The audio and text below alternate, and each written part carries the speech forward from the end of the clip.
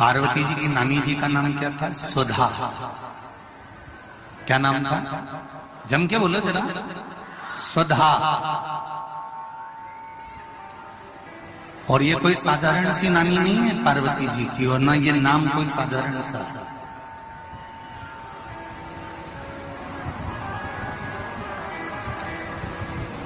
ये वो सुधा है जो पितरों की धर्म पत्नी है, और पितरों की धर्म पत्नी है। यदि किसी के घर में पितृदोष होता है और ब्राह्मण ने कहा कि इनके यहाँ पितृदोष है, 1 रुपए कमाओ 1.25 रुपए खर्च वाला काम चलता है, जरा सा बर्तन गिरा उसके पीछे विवाद हो जाता है, पानी गिर गया उसके पीछे विवाद हो जाता है, छोटी छोटी बात में जिसके घर में जरा जरा सी बात में विवाद हो जाता हो, या 1 रुपए कमाओ 1.25 रुपए खर्च होता हो, या घर का एक व्यक्ति बीमार होता है, दूसरा ठीक होता है, तीसरा बीमार पड़ता है, चौथा ठीक होता है, 5वां बीमार पड़ता है, एक ना एक घर में बीमार चलते रहते हैं, या 1 रुपए कमाने पर सवाया खर्चा हो रहा हो, घर में 1 रुपया भी जुड़ नहीं रहा हो, आया और गया, आया और गया, या किसी न किसी बात में घर में क्लेश हो रहा हो, तो समझ लो कि ये 4 लक्षण पितृदोष के हैं। ये 4 लक्षण पितृदोष के बताए। अब इतना क्लेश होने पर, घर में धन नहीं आने पर, घर में रोग बढ़ने पर करना क्या चाहिए? तो शिव महापुराण की कथा कहती है, पार्वती जी की जो नानी जी, क्या नाम है जरा जन के बोले? सुधा।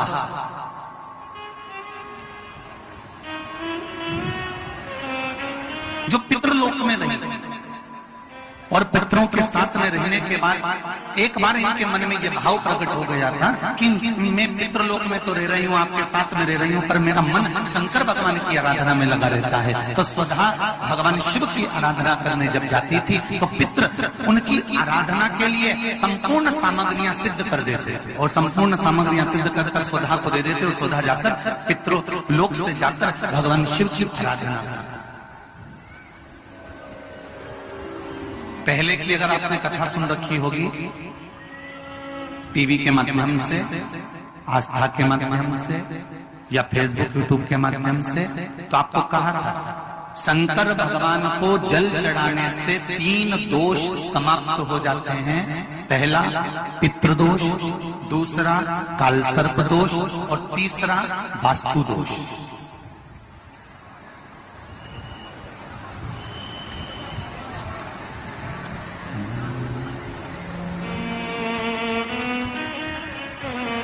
भगवान शंकर को जल चढ़ाने से 3 दोष मिट। पहला है पितृदोष।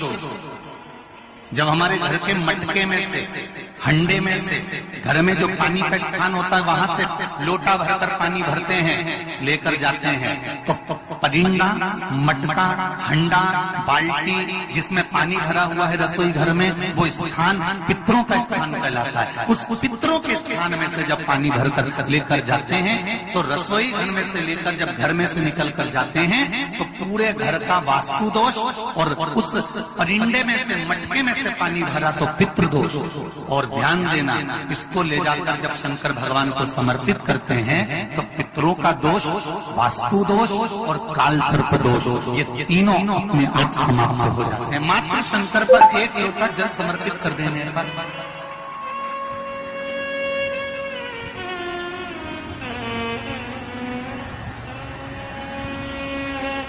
केवल 1 लोटा जल चढ़ा देना। शंभो शरणे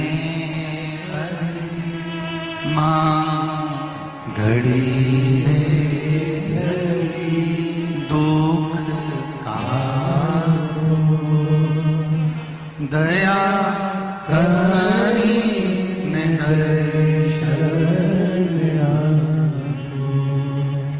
दया करी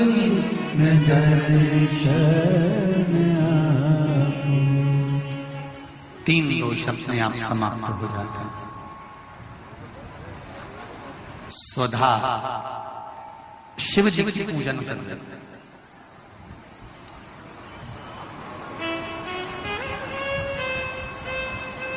इतने में किसी ने आकर कह दिया, सुधा तुम्हारी जो लड़कियां हैं 3, तुम्हारी जो पुत्रियां हैं 3, मेना, धन्या, कला, ये तुम्हारी जो 3 पुत्रियां हैं, ये 3 पुत्रियों को श्राप लगा और संतों का श्राप लगा है कि इनको मृत्यु लोक में जाना पड़ेगा।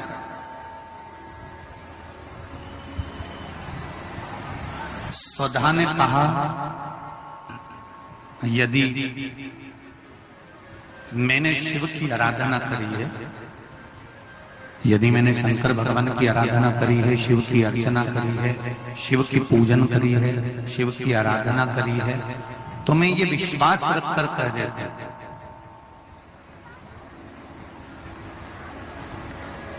कि मेरी बेटियां अगर मृत्यु लोक में गई तो ये तीनों के गोद में स्वयं 3 देवियां ही आकर विराजमान होंगी, ये मेरा विश्वास करता हूं। आस और विश्वास ये 2 हर किसी पर नहीं किया जाता। बोलो सही है कि गलत है? आस भी हर किसी से नहीं लगाई जाती, आस उसी से लगाई जाती है जो पूरा कर सकता है, और विश्वास भी उसी पर किया जाता है जो पूर्ण कर सकता है।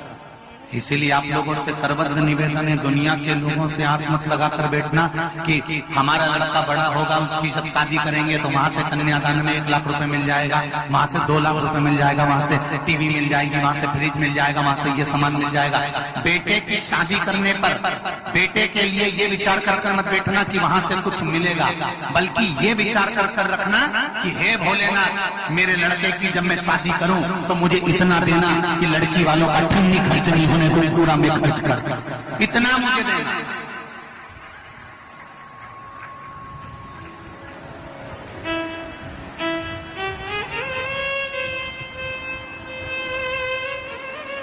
हम क्यों लड़की वालों से आस लगा कर बैठे कि लड़की वाला आएगा तो लड़की वाला फ्रीज देगा, तो लड़की वाला टीवी देगा, तो लड़की वाला LCD देगा, तो लड़की वाला ये देगा, तो लड़की वाला क्यों?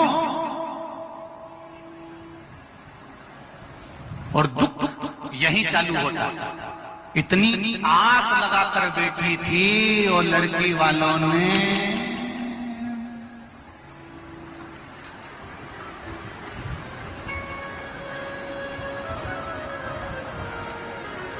मंदिर में घंटी है, अरे बोलो तो जम क्या, सबके मंदिर में है छोटी सी, और लड़की वालों ने वही गरुड़ घंटी पकड़ा दी।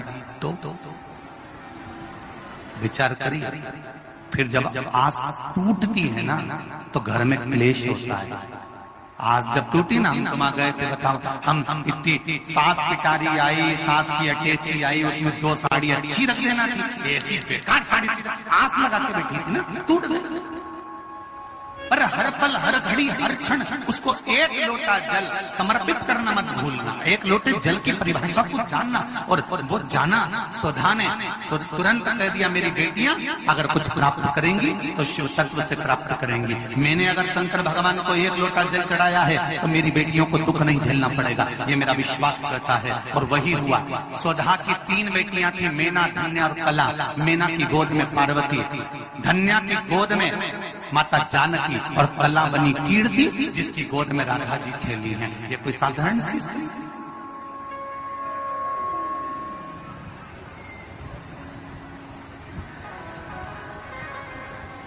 अगर घर में पितृ दोष है, वास्तु दोष है, काल सर्प दोष है, और तुम्हें लग रहा है कि मैं 1 रुपए कमा रहा हूं, 100 रुपए खर्चा हो रहा है, या फिर घर में क्लेश बना हुआ है, या घर में बीमारियां बढ़ी हुई है, तो एक काम करना प्रारंभ कर दो। शिव जी के मंदिर में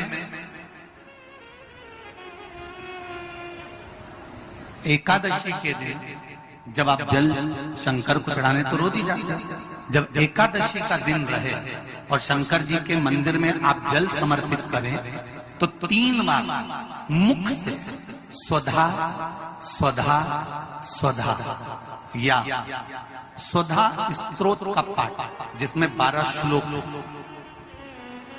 ब्रह्मवैवर्त पुराण के अंतर्गत प्रकृति खंड में ब्रह्मा जी द्वारा स्वधा स्तोत्र के पाठ का महत्व बताया। कोई कहे कि सियोर वाले महाराज ने ये स्वधा स्वधा स्वधा मंत्र कहां से दिया, तो आप उसको बता देना। ब्रह्मवैवर्त पुराण के प्रकृति खंड में से ब्रह्मा जी ने इस स्वधा स्तोत्र पाठ को प्रकट करा और स्वधा के मूल मंत्र का स्मरण कराया। इसमें 12 श्लोक हैं स्वधा स्तोत्र में। अगर स्वधा स्तोत्र नहीं पढ़ सकते तो 3 बार मुख से क्या बोलना है, जम के बोलो जरा, स्वधा स्वधा स्वधा।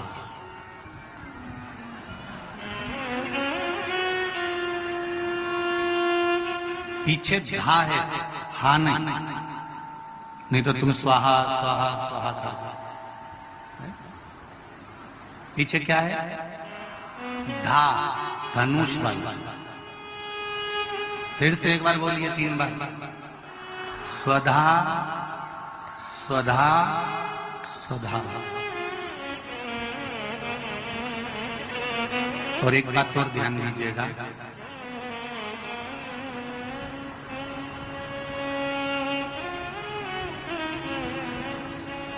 यदि कोई बुद्धि से विकलांग, विवेक काम नहीं कर रहा,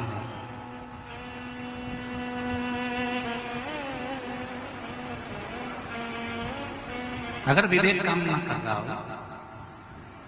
माइंड से कोई कमजोर हो, तो जब स्वधा के नाम से आप शंकर भगवान को जल समर्पित करें, स्वधा स्वधा कहकर जल को समर्पित करें, तो पितरों का स्मरण कर कर वही स्वधा को समर्पित किया गया जल, जिसको विवेक की तकलीफ होती है, बुद्धि की तकलीफ होती है, अपने पितरों का, अपने पूर्वजों का स्मरण कर कर उस जल को उस विवेकहीन व्यक्ति के दोनों भुकुटियों के पास में लगा देना चाहिए, थोड़ा सा।